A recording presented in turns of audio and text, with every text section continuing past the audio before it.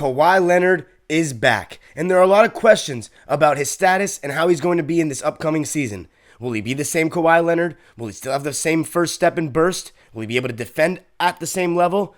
We're going to be talking about it all. The major questions about Kawhi Leonard going into the 2022-23 season on today's Locked On Clippers. You are Locked On Clippers, your daily Los Angeles Clippers podcast, part of the Locked On Podcast Network, your team every day.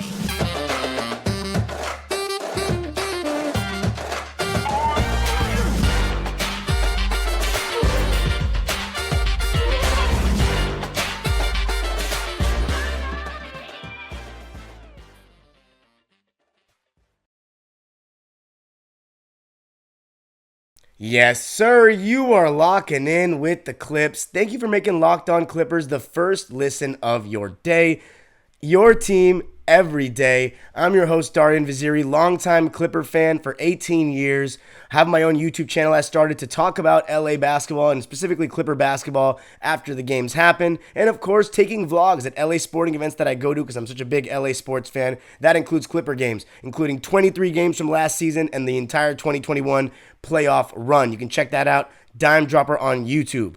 But for today's episode, if you watched the last one or listened to the last one, I talked about Paul George and 3 things that stand in his way from reaching the pinnacle of basketball, and that means a championship.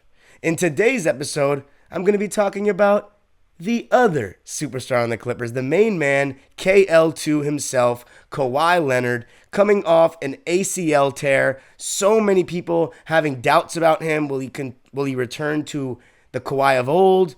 Will he miss a beat? All these questions. Will he stay healthy? Will he get re-injured? Obviously, a lot of questions. And today I'm going to be talking about the health first, which, listen, Clipper fans, I am not trying to spread negativity in the air. It's just something that needs to be talked about. It's the major question with this team. Obviously, you know as much as anybody, I don't want any player on the Clippers to get injured. But it's something to talk about, and how load management and potentially missing games will affect the Clippers' quest for a successful season and rhythm. And then going to his actual game on the court. I'm going to be talking about his burst, how much that's going to matter if he's lost a step, and his defense. And I think those are all intertwined. The health, the burst, the step, his quickness, the agility, everything's all intertwined. The athleticism really into the defensive side of the ball and the scoring side of things. So let's talk about the first thing, health. Kawhi Leonard obviously has the quad tendinopathy that has caused him to start the term load management, which was introduced during the 2018-19 season when he went to the Raptors, where he was sitting back-to-backs. And because it worked so well and the Raptors ended up winning the championship, and Kawhi played 60 games out of 82 that year, it let people know, if we keep our superstar player fresh for the playoffs and kind of do that, maybe it's a good strategy. Maybe his body will be more ready to go for the playoffs than other guys who try to play 82 games, other stars that try to play 82 games. The funny part is about Kawhi is he was still laboring a little bit towards the end of that 2019 finals, but he played so well you couldn't really tell, and it didn't matter because ultimately he ended up with the finals MVP and the trophy, the championship trophy. And that's what the Clippers want to see him get to. And in 2021, he was awesome, but it is to be noted that he did miss 20 games. And in 2019-20, he missed 15 games. However, I think all Clipper fans listening to this right now, and even those that are not listening right now, will take 20 games missed from Kawhi. If he plays 62 games this season, I will take that because we just saw him play 0 games last season. But one thing I really am down for is I'm okay with Kawhi being load managed. Everybody knows me, knows how I feel about load management, and I don't like it because I think it takes away from the regular season product. But it is necessary for a guy like Kawhi who already has pre-existing injuries before the ACL tear, and obviously he's coming off an ACL tear. So I want him to be load managed. And also, just going off of that, in the 2020-2021 season, the last season we saw Kawhi, the beginning of the season, if you recall, Ty Lue and Kawhi kind of said he's not going to be load managed this season. He's going to try to play back-to-backs. And in the beginning of the season, you saw him play some back-to-backs. And on the second half of those back-to-backs, you saw him just not be able to get by guys anymore. Teams would switch everything. and he would struggle to get the step, and he just didn't have as much elevation on his shot, and shots would fall short, and he just didn't seem like he was closing at the level that we were seeing in the bubble and in the 2020 season. So that kind of concerned me and made me think maybe his body is just not really built to play back-to-back very frequently. So load management is a good thing for him. And at this point, the Clippers, especially if Paul George is playing in the games that Kawhi doesn't play, they are going to be fine. And of course, as I've mentioned so many times in other episodes, the Clippers have shown the ability, even without both of them, to get wins. But obviously, the Clippers are striving for something entirely different this year. And before the championship, that goes with a better regular season. You know, obviously the Clippers finished 8th last year, and that's play-in. So to get out of this play-in stuff, you got to get a top 6 seed these days. And I have no doubt in my mind that the Clippers will pull that off. But if the Clippers don't get home court advantage in the first round, that's a total failure. And in my opinion, if they don't get a top 3 seed, it's a failure. Because again, I'm going to mention only 2 teams in the history of the game since the shot clock era have won the championship below the 3 seed. The 69 Celtics, and that was a huge upset, by the way. Bill Russell and the Celtics in his last season beat 3 teams on the road, including Jerry West, Elgin Baylor, and Wilt Chamberlain in the Game 7 of the finals at the Forum. And then, obviously, the 95 Rockets with Clyde Drexler and Hakeem Olajuwon, and Clyde Drexler came in a midseason trade. I don't think the Clippers are going to bring in a star midseason like that. So they know the roster. I think they got to get a top 3 seed. As I've said multiple times, I prefer top 2 because that would give us home court advantage in the second round. But to get these kinds of seeds, you need to be healthy in the regular season, and that means your stars to be healthy. Does Kawhi need to play 70 games? No. Does he need to play 65 games? Not necessarily. 55 or more will do, preferably for me 60. And I'm fine with Kawhi missing back-to-backs. I think the Clippers have 14 or 15 this season. It's around that number. So again, here's the thing though. If those are the only games he misses, that's amazing.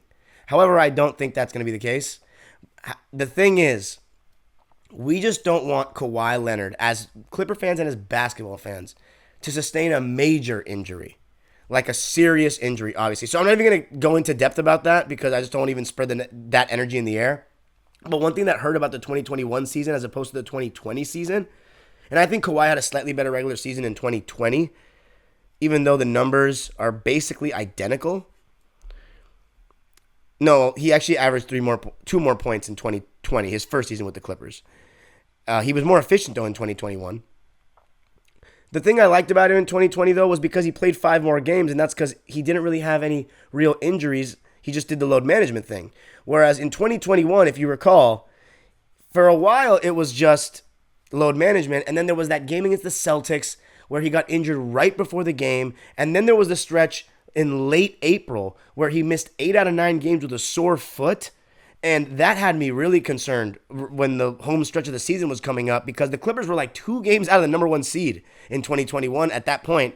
And then before you knew it, Denver was creeping up on them and the Clippers found themselves in the 4 seed. And Kawhi came back with 8 games left and it was just tough. So you just hope that Kawhi doesn't have these little injuries that niggle at him throughout the season and cause him to miss time.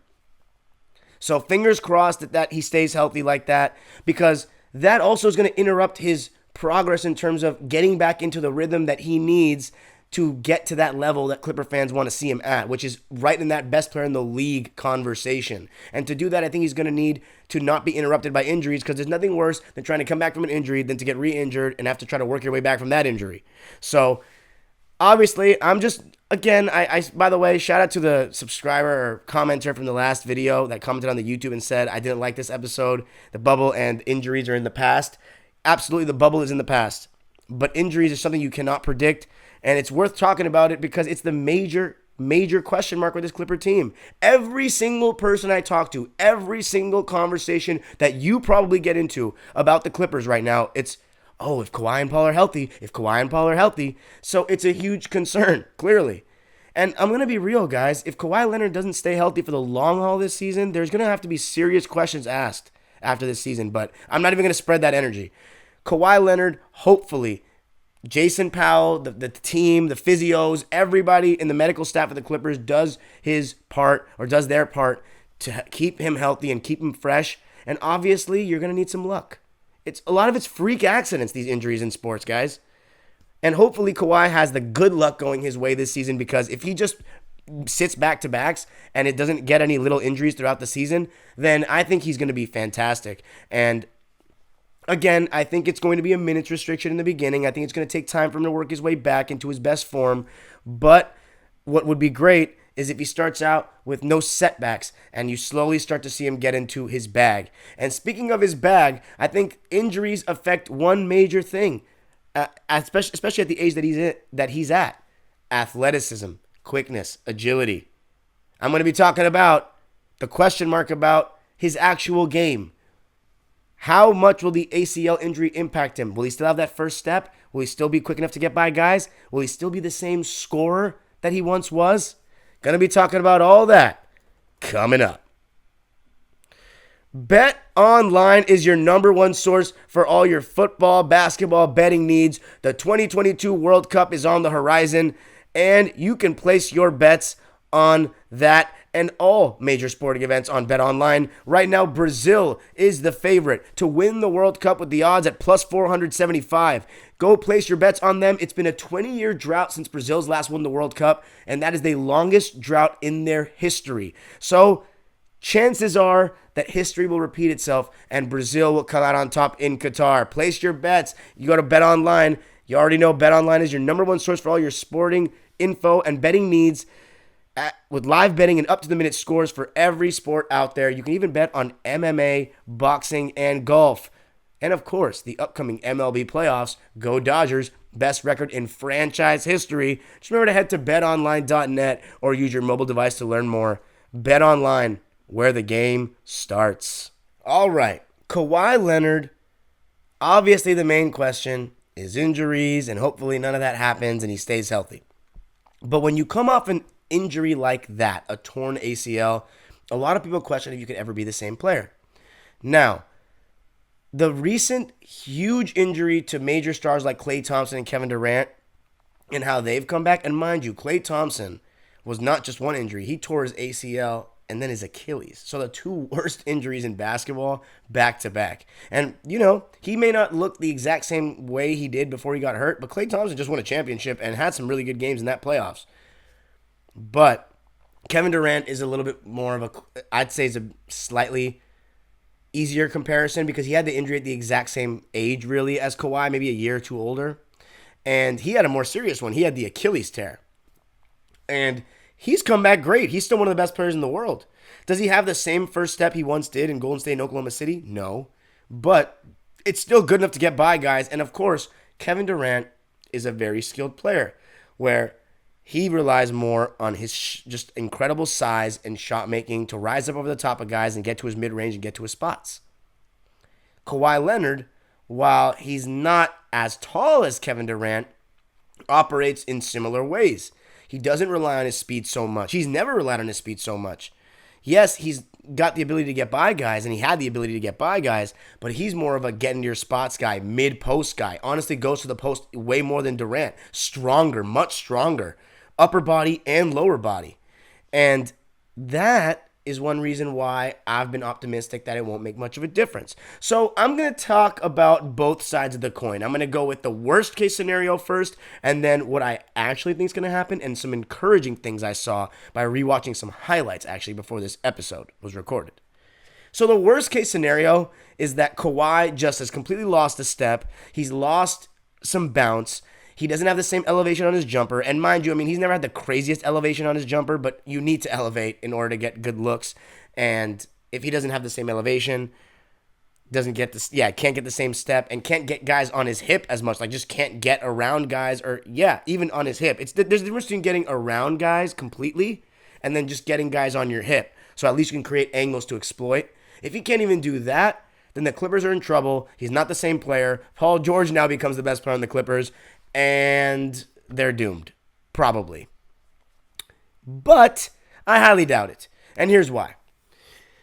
The surgeries these days have gotten so much better. So that's one thing I want to really encourage Clipper fans. I know I may have just spread some. I did not mean to scare you there. I didn't mean to make you nervous, because I'm gonna try I'm gonna try to turn that around right here. The thing about Kawhi is, even I just went back and watched 15 minutes worth of 2020, 2021 Kawhi highlights, so obviously the last season he played, but then I watched every single win that Kawhi participated in, highlights, in the playoffs, so that means the 4 wins against Dallas, games 3, 4, 6, and 7, and then games 3 and 4 against Utah, and out of all the scoring clips that I just saw, only 4 times did he actually blow by a guy in a one-on-one situation, which is encouraging because that means that about 30 plus minutes were of him scoring in other ways that don't involve a quick burst of speed. The thing about Kawhi is he is obviously, as I said, in my opinion, the best mid-post player in the league. He's a contested shot maker, so even if guys are on him, he still has the ability to shoot and hit tough shots with guys right in his grill, and he's got a great handle that's much improved. One of the biggest criticisms of Kawhi Leonard in his San Antonio days and early in his career was that he was stiff. And compared to guys like Kobe Bryant and Michael Jordan, who at times he can be compared to in terms of style, yes, he's more stiff and doesn't have the same agility as them and is not as athletic as them, but you can argue he's stronger. At least in Kobe, he's stronger. He's bigger. Jordan is was strong in other ways, but Kawhi is really strong. He's closer to a tank than those two guys. And so he uses that to create separation as well. And one thing I realized from the highlights was as long as Kawhi Leonard can still get guys on his hip, not even get around guys, because it's only 4 times he got around guys, and that doesn't count when he's attacking closeouts. When guys are closing out at him at the 3-point line and he can take guys off the dribble, that's not what I'm talking about. I'm talking about in straight one-on-one situations, because the reason why I'm saying this is because the main way teams had success against Kawhi and the Clippers in 2021 were teams that switched everything, very similar to the Clippers' intention this season, switched everything with athletic wings with long arms, like Andrew Wiggins, like Jason Tatum in Boston.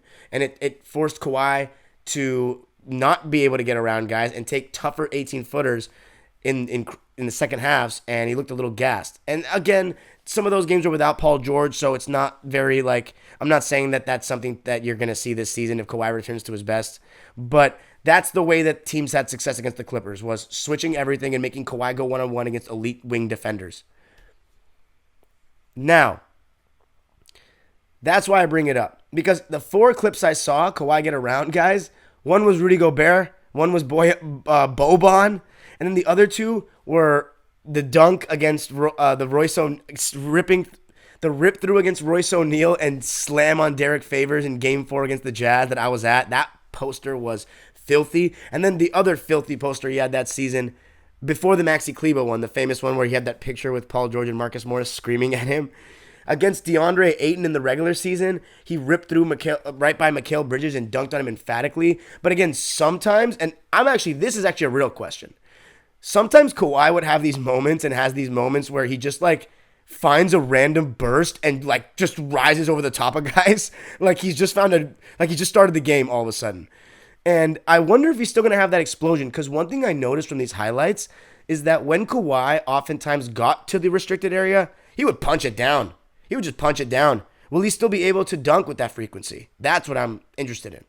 And obviously his big hands really help with that ability to palm the ball at the rim for those dunks and just be able to avoid the block. But one thing that's kind of interesting, and I know this is being kind of nitpicky, but interesting watching Dr. J, because I'm big into the history of the game and I watch old games, is that Dr. J has those insanely big hands, even bigger than Kawhi's. And I feel like Kawhi could manipulate the ball a little bit better with the use of his hand. And on defense, he does incredibly, though. You notice it on defense, the way he kind of just, his claw just rips the ball away from guys like they're children. It's insane what he does on defense with his hands. But offensively, he uses it on dunks very well, but on layups, and I think maybe part of it's because he doesn't have the same hang time that Doc did in elevation, because the way Doc does it is insane. He just manipulates the ball away from shot blockers in the air and just throws up these finger rolls. I mean, it's just incredible. But again, I shouldn't compare so much. But Kawhi's ability to dunk on guys and attack with force, I really hope that's still there. And I honestly think the elevation will be fine. I just think in the beginning, guys, Don't expect it to be like Kawhi looked in Game 6 against Dallas and just his best self. It may take time. He may lack a step in the beginning or lack a little bit of elevation in the beginning, but then 10, 20 games into the season, he finds his rhythm and goes crazy again. So it's going to be a work in progress. And then he very well could just come back and drop 30 on the first game against the Lakers, and he's back like he never left. You never know either. I mean, it's sports, it's unpredictable, and he's a hell of a player. But one thing that's encouraging, so I went over the negative. Here's the positive, Clipper fans. In the highlights, as I said, only 4 times did I see him just totally blow by a guy. Everything else, most of the NBA is not even total isolation ball. It's screen and roll or high screen, and then if teams switch, you go to the isolation against the mismatch. But if teams don't switch and they play drop coverage, Kawhi Leonard can walk into those mid-ranges easily. If teams hedge and recover and Kawhi turns that corner when he gets a step, then he doesn't even need to go one-on-one to get a full step. He'll already have gotten the step by turning that corner when guys are retreating back to their man who set the screen, and then Kawhi is going downhill and then can make reads, shoot floaters, stop and pop, or attack the basket. It's really in those one-on-one situations because it's not even going to be a huge deal in the regular season, in my opinion, but this is really talking about playoff time, like winning the championship. And to win the championship, even though ISO ball isn't super looked, highly upon, it's not viewed highly. It's not the go-to way of efficient offense these days. When teams switch everything, it's going to force isolation ball. And Kawhi Leonard needs to be able to score on anybody in the league, because if Kawhi Leonard is 2019 Kawhi, 2021 Kawhi, the Clippers expect him to lead a team to a championship. He should be able to score on anybody one-on-one, anyone in the league. That means bigs, that means guards.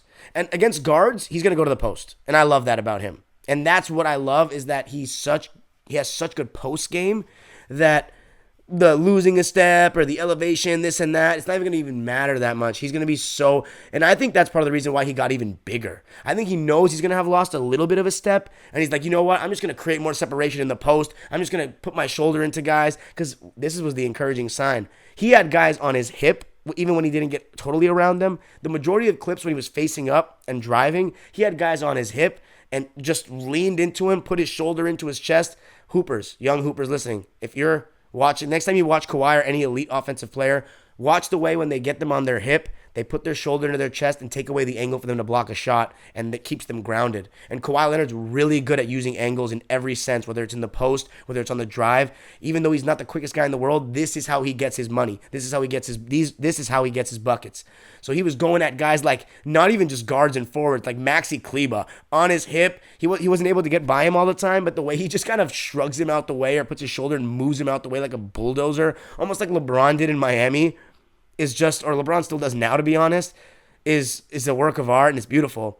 And Kawhi is so fundamentally sound. One of the most fundamentally sound superstars in today's game. Not super flashy, not super fancy. People talk about, oh, he's stiff and all that.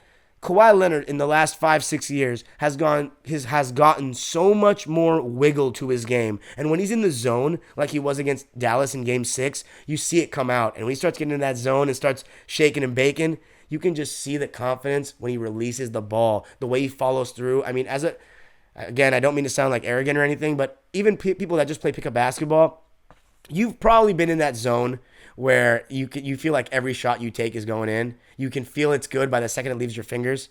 And Kawhi, and if you really go back and watch those Dallas highlights, Game 3 and Game 6, some of those shots when he's releasing the ball, he has a little bit more pep in his step and a little more swagger on that follow through. You just knew it was going in the second he shot it.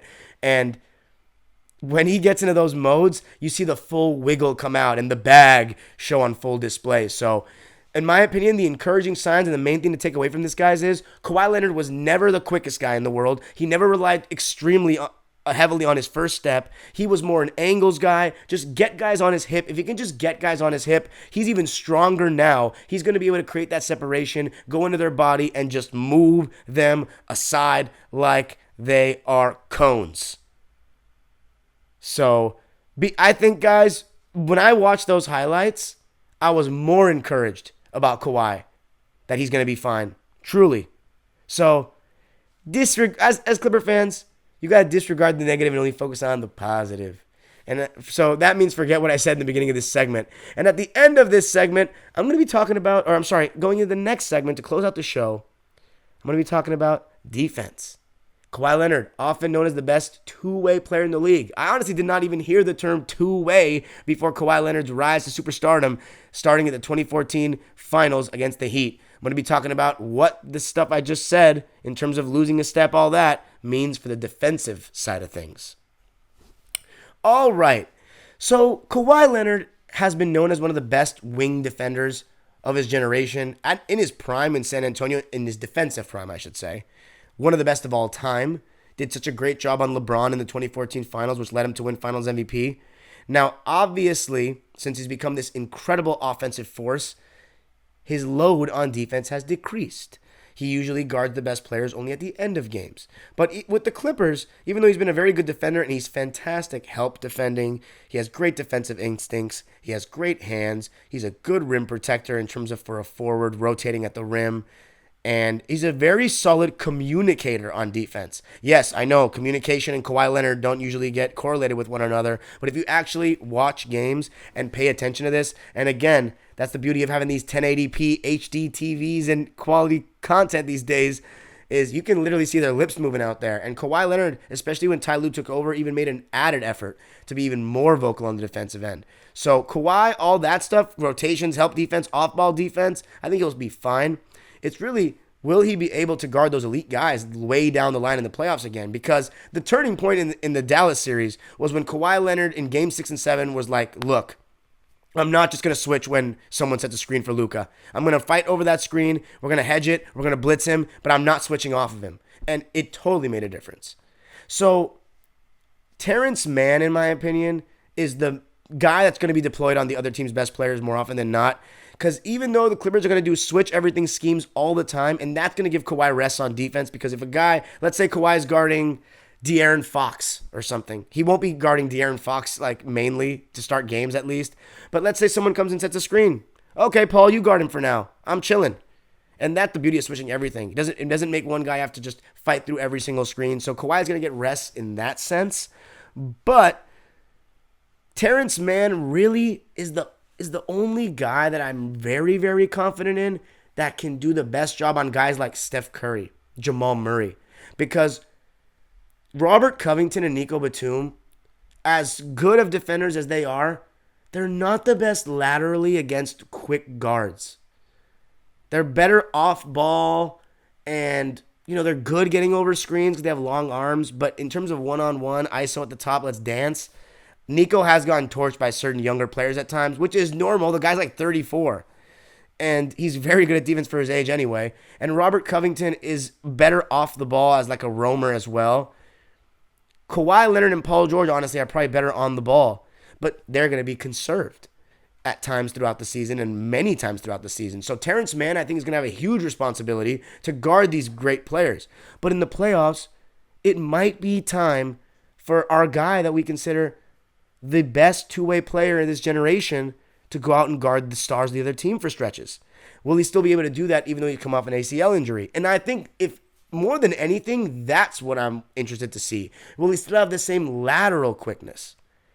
That's what I'm majorly intrigued about going into this season. And you know what? The Clipper fan in me says, yes, he will. Yes, he will. I know one thing, you can't bully him. That's for sure.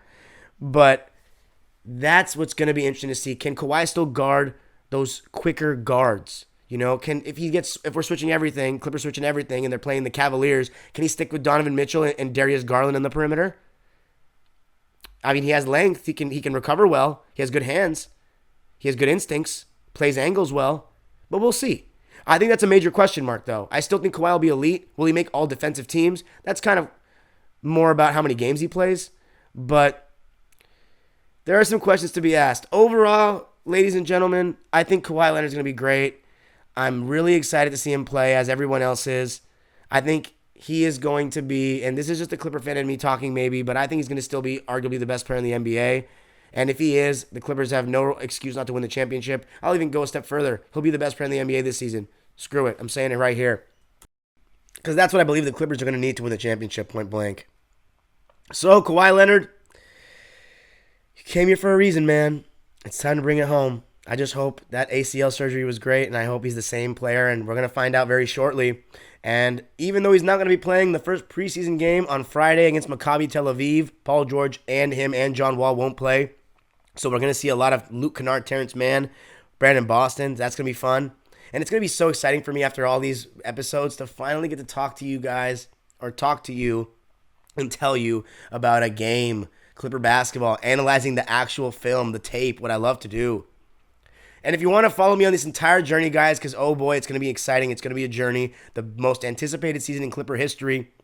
You can argue 2019-20, but this team is so much more focused, so much better top to bottom, from coach to the 11th and 12th men. You can follow me on Twitter and Instagram at DimeDropperPod, and of course to subscribe to this channel, Locked On Clippers. Get us to 1,000. We're only one of 2 channels, Locked On NBA, to not reach 1,000 yet. So make sure to smash that subscribe button. And now today's question. Will Kawhi Leonard still be as good laterally and as good on defense even after the injury? Because I know if I just ask, is he going to be as good? I think everyone's going to say yes. It's a Clipper channel. The defense is my main question. Will he be as good defensively, not as the Spurs version, as the version we just saw in 2021, which was still elite? Thank you guys for listening. Remember, I always want the constructive criticism and feedback. The age-old proverb, heading into Friday, go Clippers, we're back, baby! Let's get it.